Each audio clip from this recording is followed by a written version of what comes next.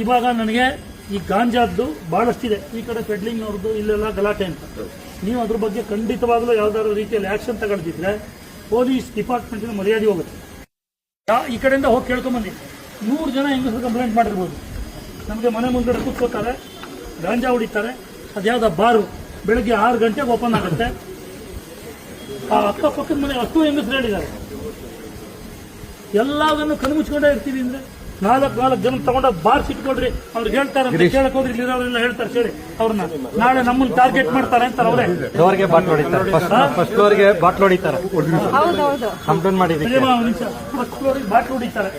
ಮನೆ ಮಾಡಿದ್ದೀವಿ. ನಾವು ಏನು ರಕ್ಷಣೆ ಕೊಡ್ತಾ ಇದ್ದೀವಿ? ಗಾಡಿ ಪಂಚರ್ ಮಾಡೋದು, ಬ್ಲೋ ಬಿಟ್ಟು ಹೋಗೋದು ಅವ್ರ ಮನೆದು. ಆ ಹುಡುಗರಿಗೆ ಕರೆದು ನಾನು ಅವಾಗಲೂ ಹೇಳಿದ್ದೆ, ಅವ್ರನ್ನೆಲ್ಲ ಸ್ವಲ್ಪ ಎಜುಕೇಟ್ ಮಾಡಿ, ತಿಳುವಳಿಕೆ ಕೊಡಿ, ಎಲ್ಲವನ್ನು ಮಾಡಿ ಅಂತ.